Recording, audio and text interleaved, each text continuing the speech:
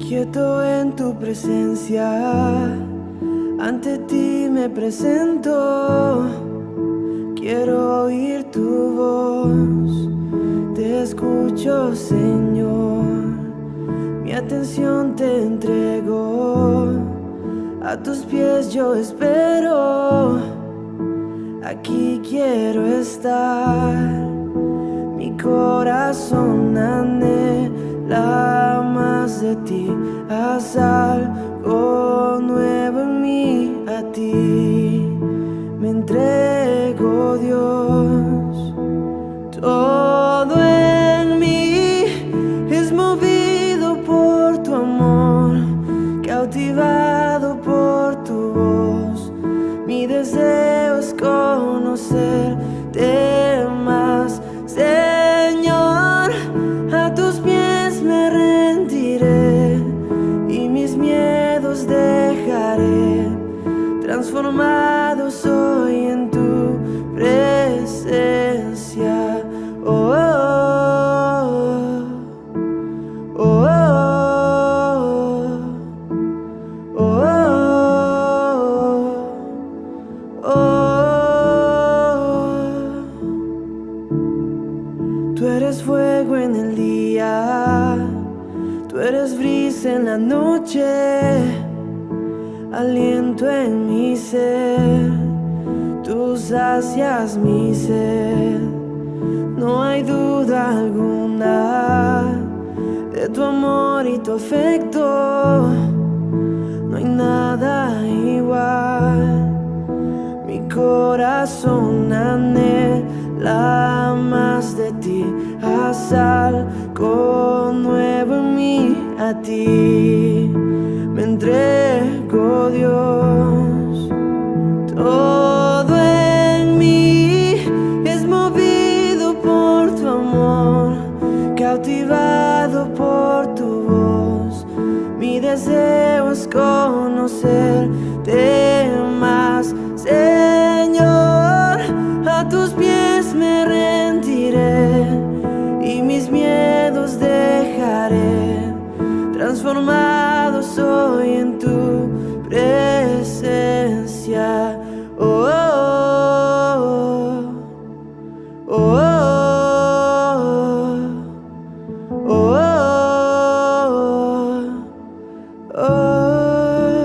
Mi corazón abierto está, mi corazón abierto está, Dios.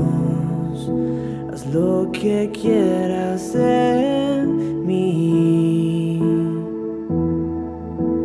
haz tu voluntad en mí, Dios. Mi corazón abierto está, mi corazón abierto está, Dios. Haz lo que quieras en mí, haz tu voluntad en mí, Dios.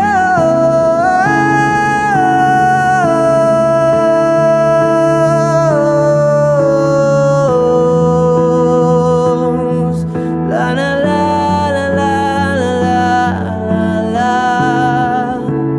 Todo en mí es movido por tu amor, cautivado por tu voz.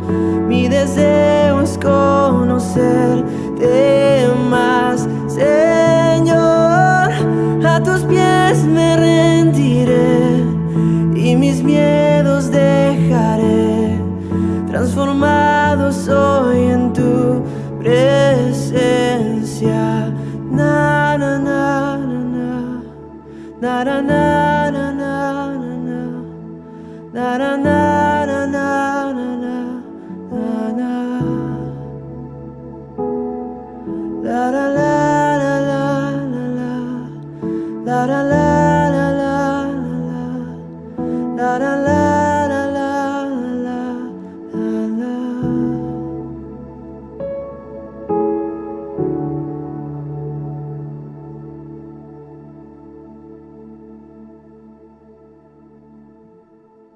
Amada familia, bendiciones en esta mañana. Gracias por acompañarnos en una emisión más de nuestro canal. Gracias por acompañarnos también de una u otra manera a través de estos medios.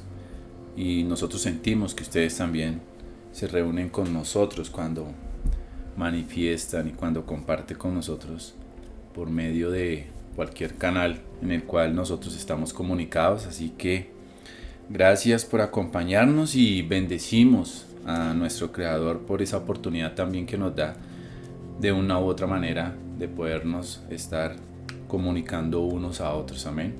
Bien, esta mañana quiero compartir una enseñanza que se llama, o que la titulé, ¿cuál es la lógica de la ley?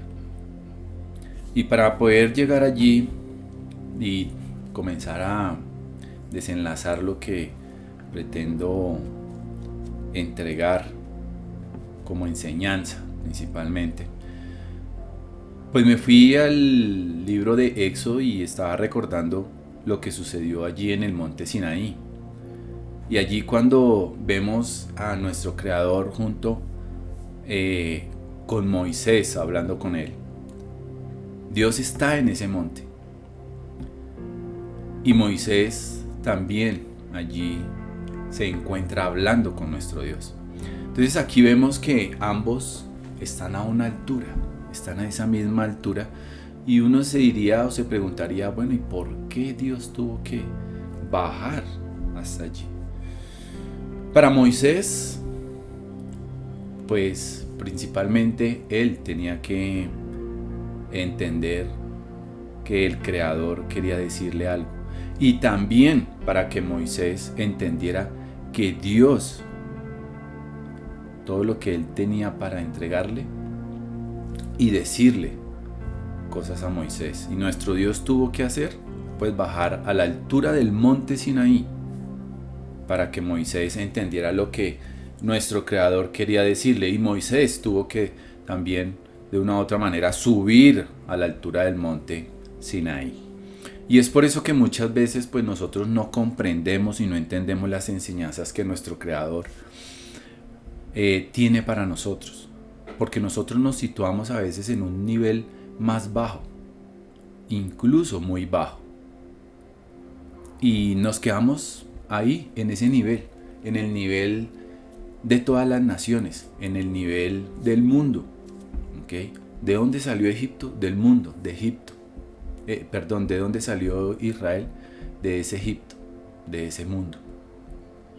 Y nos quedamos en ese nivel de las naciones, nos quedamos ahí y no marcamos diferencias como pueblo suyo, como pueblo del Creador, como pueblo de nuestro Dios Todopoderoso. Y queremos entender todas las cosas que el Eterno, como todo el mundo las entiende, pero no puede ser así. Entonces, según gran parte del pensamiento, muy gran parte del pensamiento tradicional cristiano, pues Jesús tuvo que morir por nuestros pecados, porque nosotros no podemos seguir la ley. Si tan solo la gente pudiera, por ejemplo, guardar la ley, entonces la llevaría a la salvación. Sin embargo, esa conclusión, ese tipo de pensamiento, pues malinterpreta la razón de la ley.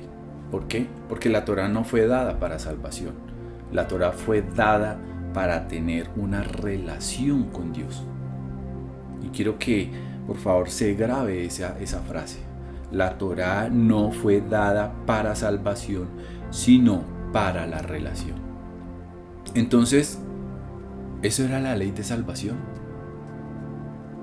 Entonces, según esa visión, como les digo, ampliamente aceptada por la mayoría del cristianismo, ampliamente también aceptada del evangelio, pues Jesús tuvo que morir por los pecados de las personas, porque los seres humanos pues no podían y no pueden seguir la ley. Si tan solo pudiéramos guardar la Torá según el argumento que se da, entonces nos conduciría a la salvación. Pero como la observancia de la ley es imposible, entonces ahí es cuando Jesús vino o viene a salvarnos. Sin embargo, este punto de vista refleja ¿qué? Este punto de vista refleja un malentendido fundamental de por qué Dios le dio la Torá a Israel en primer lugar.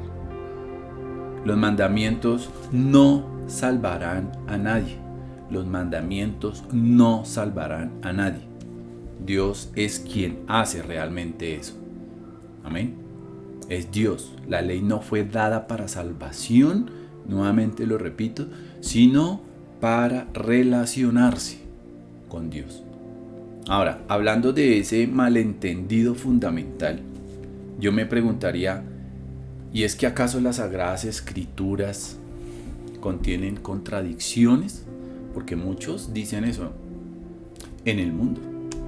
O en el caso de que dicen seguir algún tipo de creencia religiosa y se escucha por parte de ellos, es que las Sagradas Escrituras o la Biblia tiene contradicciones. Entonces esa es la pregunta, ¿tiene contradicciones las Sagradas Escrituras? Y mire lo que dijo un filósofo griego que se llama Aristóteles.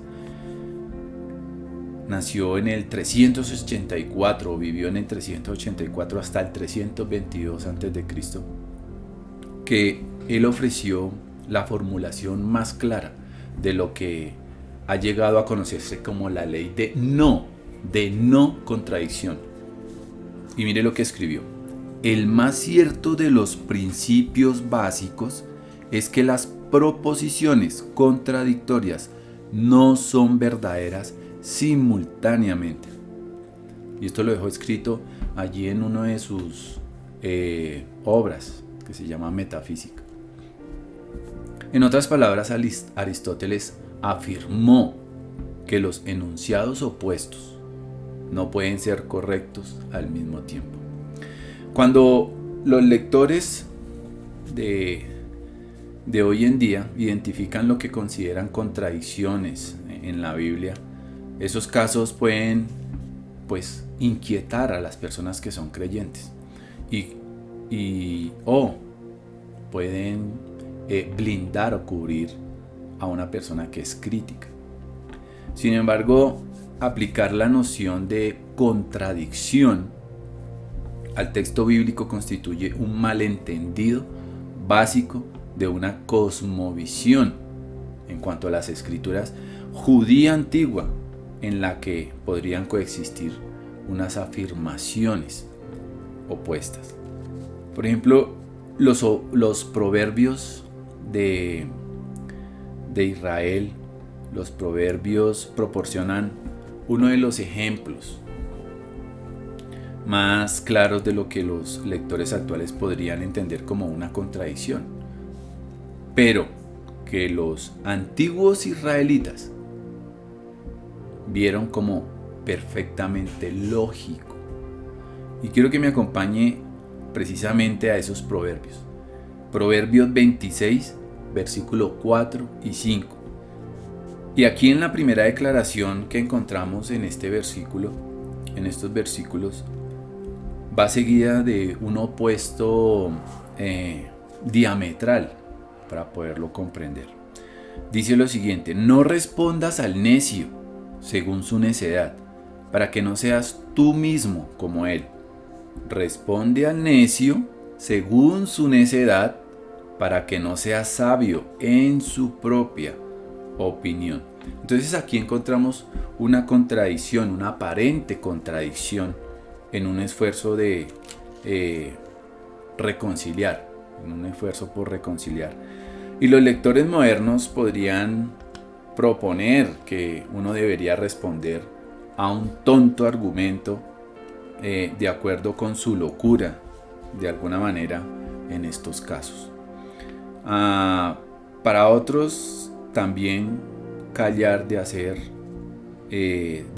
con esas otras personas que argumentan o que son de argumentos necios. Y por eso este texto pues realmente no ofrece una explicación para poder comprender estas contradicciones.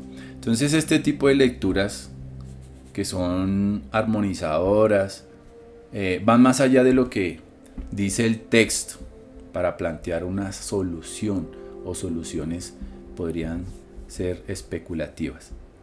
Entonces, en lugar de hablar de contradicción, y quiero que por favor, mejor dicho, apunten allí, en vez de hablar de contradicción, es mejor hablar de diferencia pedagógica. Diferencia pedagógica. Vuelvo y lo repito, en vez de hablar o en lugar de hablar de contradicción, es mejor hablar de diferencia pedagógica. Y por favor, como le digo, tenga en cuenta esa frase. Entonces, los creyentes en ese Dios de Abraham, de Isaac, de Jacob, en ese Dios de Israel, de ese primer siglo, no tenían el tipo de aborrecimiento, de desprecio al inconformismo narrativo que el occidente moderno, a este lado, y en ese tiempo, más hacia acá, hacia este lado, ha heredado de todos esos filósofos griegos. Los lectores modernos no deberían ver esas supuestas contradicciones como problemas a solucionar. ¿Por qué? Porque no eran problemas.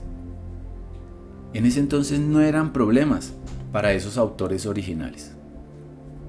Y esos supuestos de la filosofía griega, de esa filosofía griega clásica, siguen teniendo una fuerte influencia hoy en día sobre esos supuestos que hoy pudiéramos encontrar en las Sagradas Escrituras. Sin embargo, los autores bíblicos no compartieron esas presuposiciones. Las Escrituras de Israel no están controladas por la ley de no contradicción. No están controladas. Y mire lo que dice un matemático que incluso también fue teólogo, cristiano católico, escribió, y mucho lo hemos escuchado, se llama Pascal, matemático Pascal. Mira lo que escribió: la contradicción no es un signo de falsedad, ni la falta de contradicción un signo de verdad. Entonces, esa declaración, ¿qué hace? Esa declaración captura el espíritu del pensamiento hebreo o judío antiguo. Y los lectores de la Biblia de hoy en día pueden evitar esas tensiones cognitivas innecesarias. Entonces, si nosotros somos receptivos a la manera judía antigua de ver el mundo, podemos tener en cuenta eso. Y no le estoy diciendo que se vuelvan judíos, para nada. Amén. Ahora, volviendo a la Torá, no fue dada para salvación, sino para relación. Vayamos a ver lo que encontramos como nosotros conocemos como los 10 mandamientos. Y en hebreo las 10 palabras. En Éxodo 34:28 nosotros leemos lo siguiente: y él estuvo allí con Jehová 40 días y 40 noches, no comió pan ni bebió agua, y escribió en tablas, las tablas del pacto, los 10 mandamientos. Y Deuteronomio 4:13 dice: y él os anunció su pacto, el cual os mandó poner por obra los 10 mandamientos, y los escribió en 2 tablas de piedra. Y el capítulo 10, versículo 4 de Deuteronomio: y escribió en las tablas conforme a ¿qué? A la primera escritura, los 10 mandamientos que el Creador os había hablado en el monte de en medio del fuego, el día de la asamblea, y me las dio el Creador. Estos mandamientos son el preámbulo de lo que es la Torá y presentan el resto de las disposiciones de nuestro Dios, que van desde el Éxodo hasta Deuteronomio. Con todo esto nosotros nos preguntaríamos si es posible nosotros regocijarnos en la ley. ¿Sí es posible eso? Pues permítame decirle que, tomando como ejemplo una de las actividades que el pueblo judío tiene como una festividad, la cual se llama Simchat Torah, que es el regocijo de la ley, y ellos durante todo un año hacen lectura y hacen estudio de la Torá durante un año. Y al término de ese año, el cual termina después de la fiesta de Sukkot, pues realizan esta festividad. Y eso en contraste con muchos creyentes cristianos están acostumbrados a escuchar acerca de la ley como un yugo de esclavitud, como nosotros lo encontramos en Gálatas 5:1, que dice: estad pues firmes en la libertad con que Cristo nos hizo libres, y no estéis otra vez sujetos al yugo de la esclavitud. Y es así como nosotros tenemos o teníamos en cabeza y en nuestro pensamiento. ¿Por qué? Por conocimiento, por enseñanzas. Y una de las razones de esta gran diferencia de percepción tiene su origen en el lenguaje. En hebreo, la palabra Torah no significa en realidad ley, sino más bien instrucción o enseñanza. Y esa misma raíz de donde viene esa palabra Torah, pues nos da la palabra more, que traduce, que significa maestro, educador. ¿Okay? Y podemos ver fácilmente el significado de enseñanza nosotros en las escrituras. Por ejemplo, vayamos a Proverbios 31, en la Biblia textual lo voy a leer, donde nosotros encontramos esa famosa descripción de una mujer virtuosa, o más literalmente como la mujer valiente, aquí en el versículo 26. En el capítulo 31 nosotros encontramos esta reina de Lemuel, madre de Lemuel, dándole consejos a su hijo. Y en el versículo 26, que ya se refiere a esa mujer valiente, dice: abre su boca con sabiduría. Aquella mujer abre su boca con sabiduría, y la ley de clemencia está en su lengua. ¿Okay? Ahora, esa poeta reina, la cual le da ese consejo a su hijo rey, nos dice que esa mujer fuerte y ejemplar tiene una boca llena de sabiduría y una lengua de remusa, o que remusa la Torá, de bondad empática. Es aquella que enseña la Torá.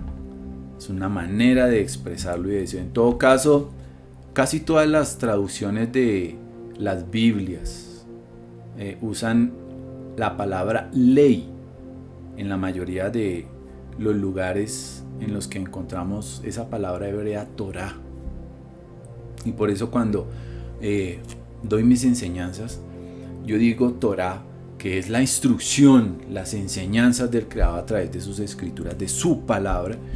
Entonces aparece esa palabra, ley, en las traducciones.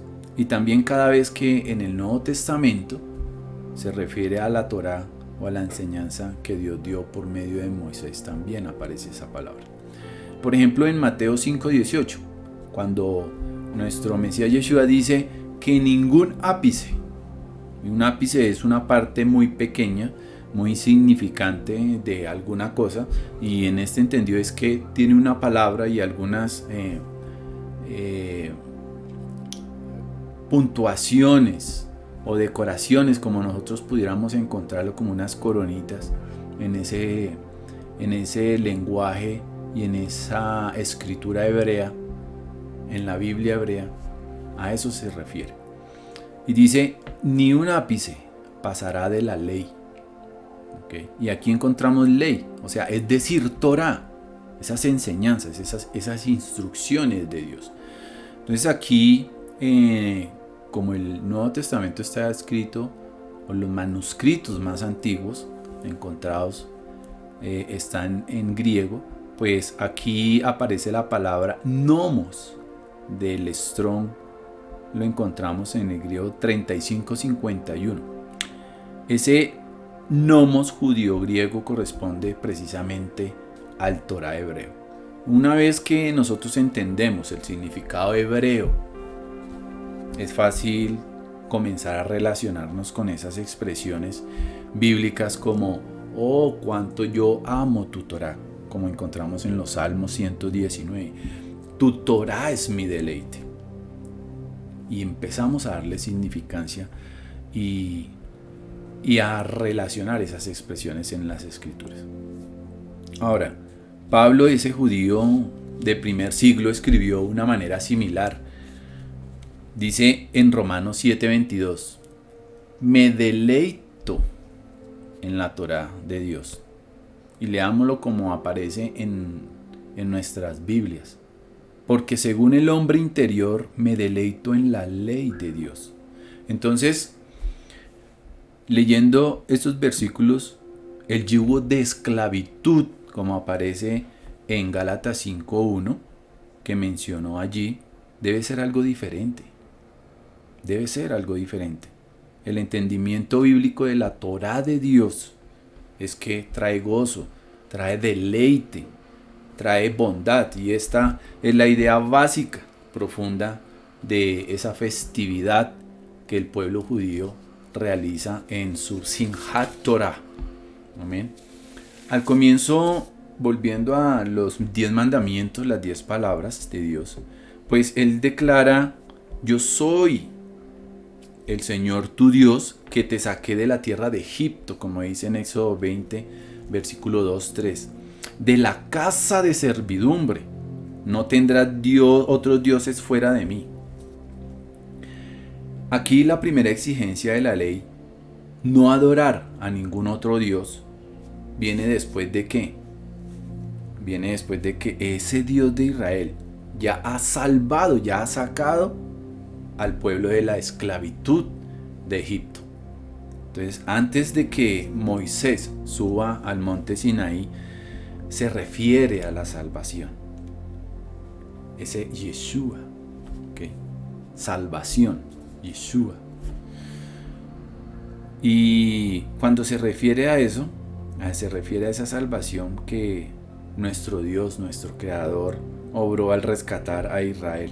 Y veamos Éxodo 14:13 lo que dice. Y Moisés dijo al pueblo: no temáis, estad firmes y ved la salvación que el Creador hará con ustedes, porque los egipcios que hoy habéis visto, nunca más, para siempre los verán.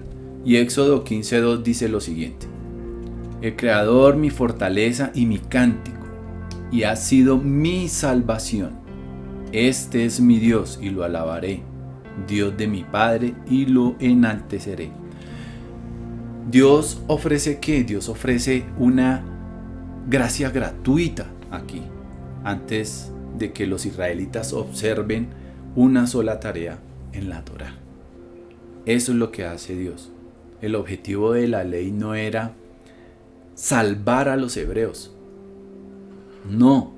En cambio, Dios salva antes de dar la ley.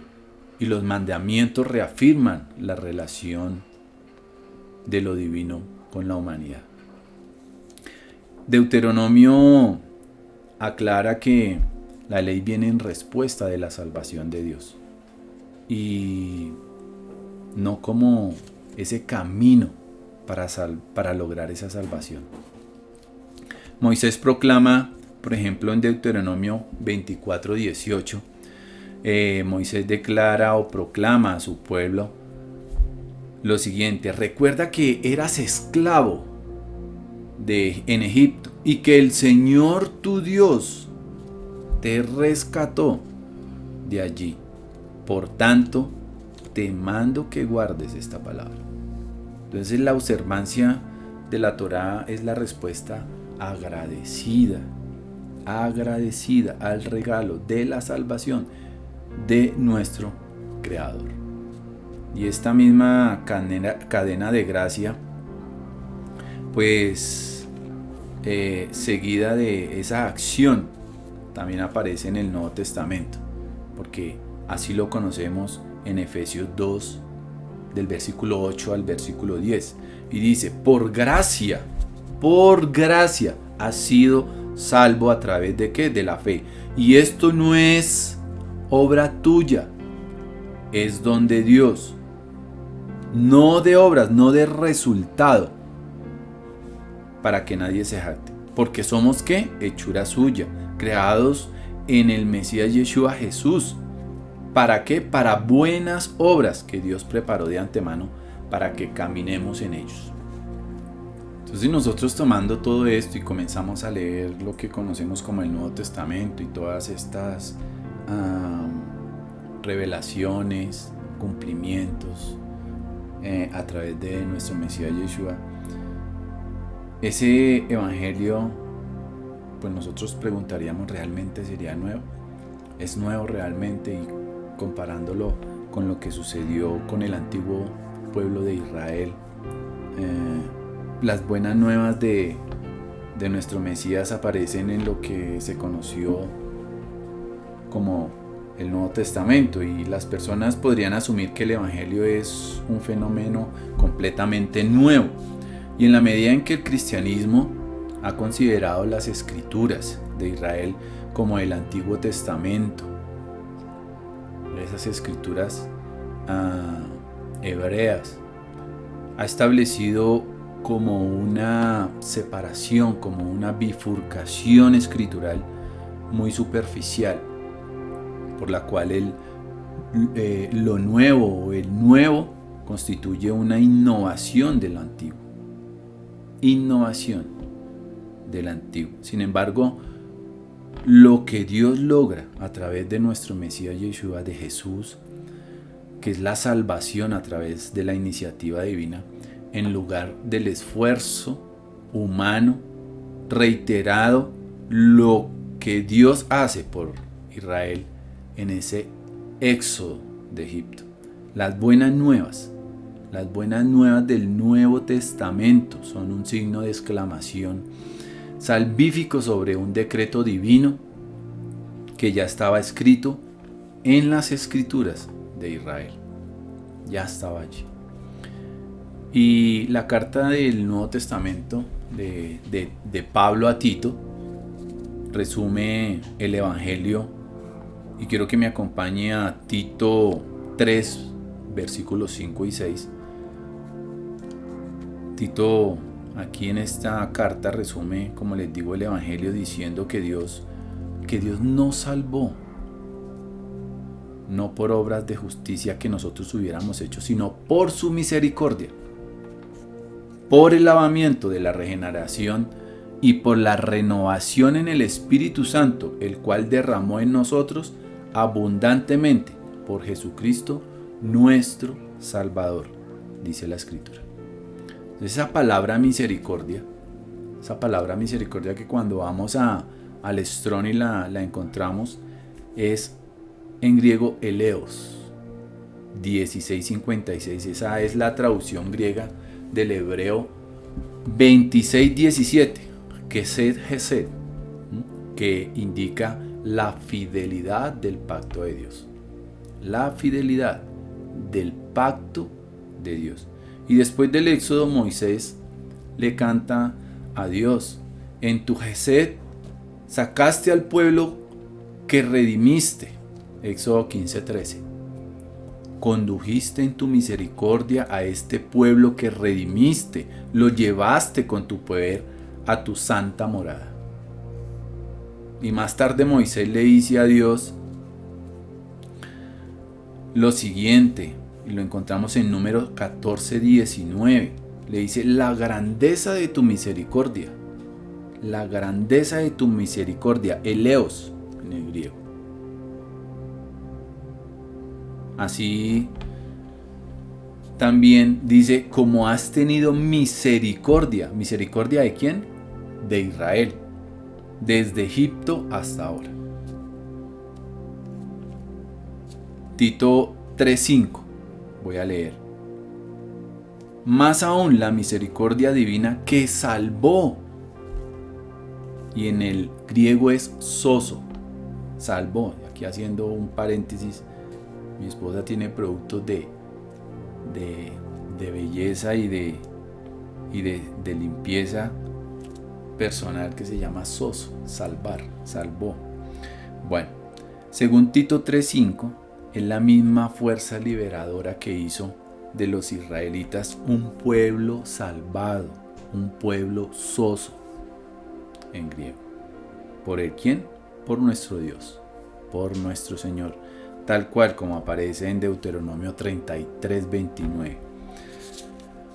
Entonces esa misericordia y la salvación que Dios prodigó sobre Israel resurge en la obra de nuestro Mesías Yeshua. Ahora, aquí leyendo Titos 3:5, también nos señala que la salvación no se basó en ¿qué? En obras hechas por nosotros. No se basó en obras hechas por nosotros. Y esta verdad resuena con la misma fuerza en el caso de Israel, como esclavos en Egipto. Allí los israelitas no podían hacer ninguna obra para lograr la salvación, para lograr su propia salvación. Y el éxodo se basó pues en la gracia divina, más que en ese esfuerzo humano. Estaban allí, fue Dios quien los sacó. Es más, los mandamientos de Sinaí comienzan con la declaración de gracia de Dios, basada en ninguna obra. Leamos Éxodo 22.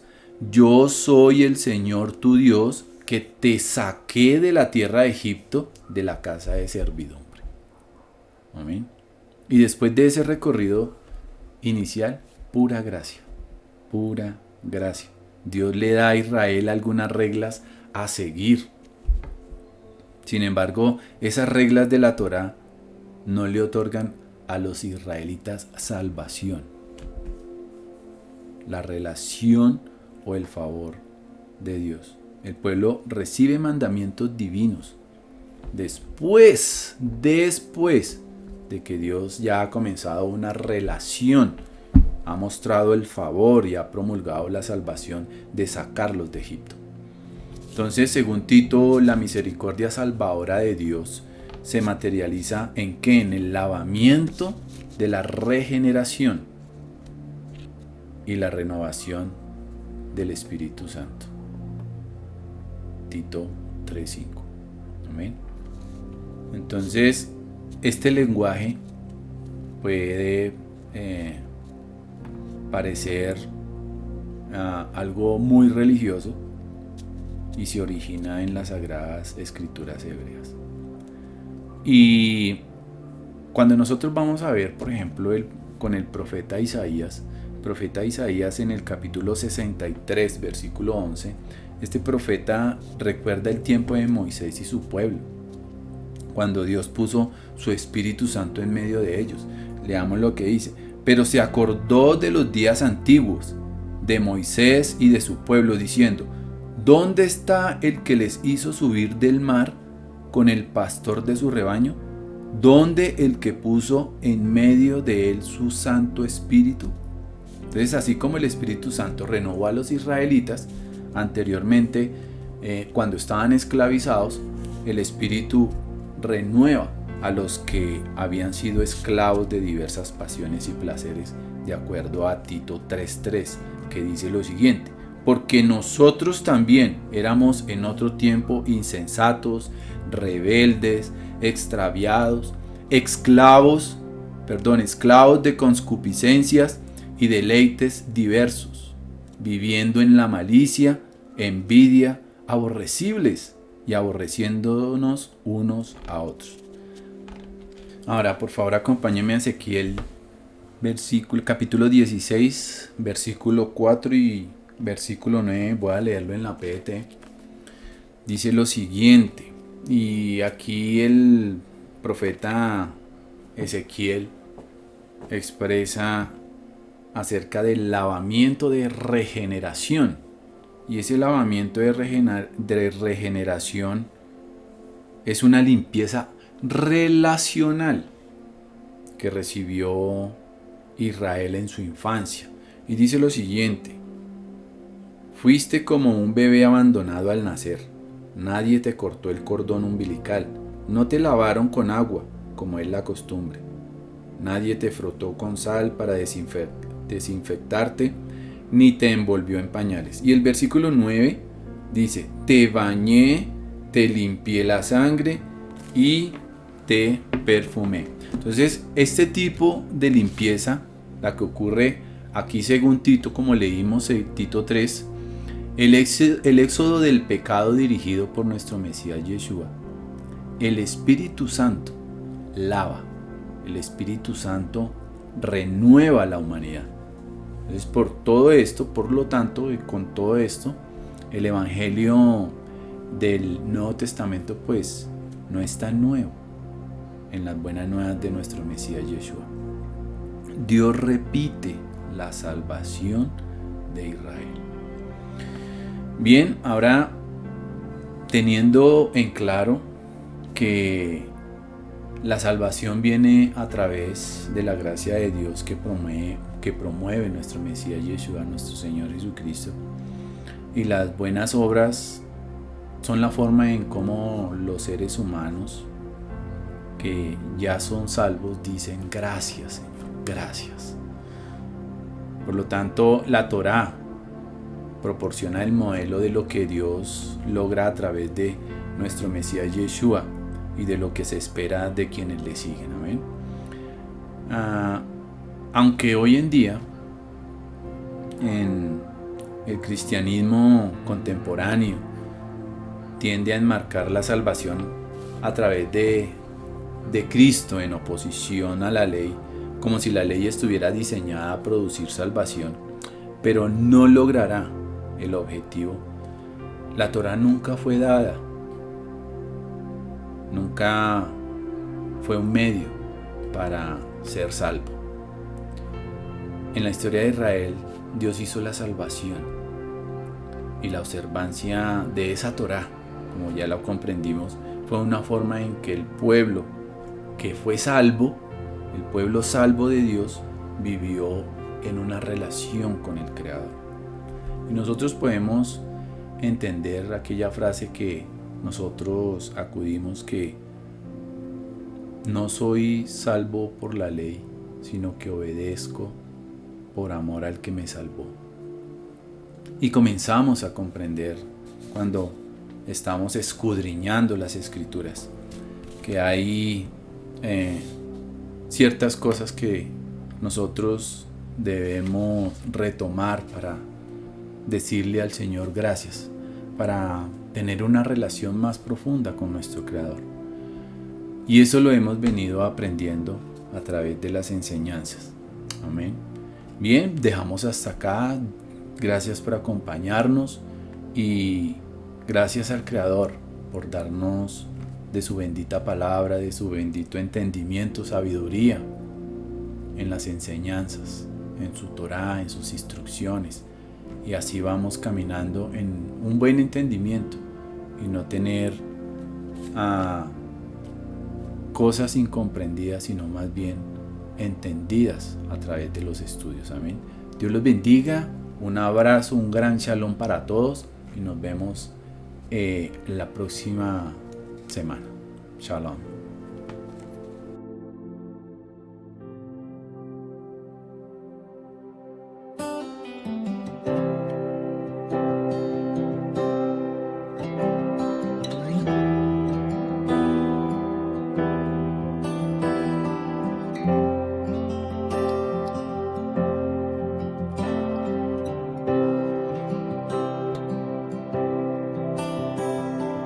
Como la aurora tu ser se ha convertido en mi amanecer, si tú estás en mí.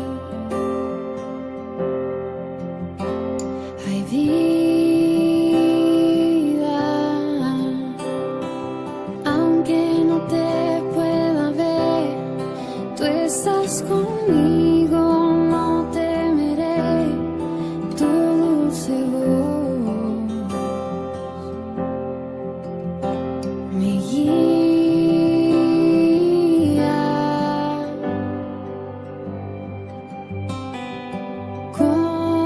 Confiaré, mi esperanza en ti pondré, te veré venir como el amanecer, en mí harás tu voluntad,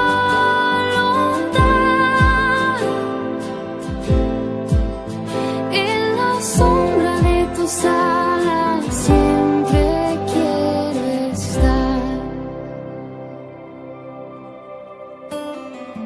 La noche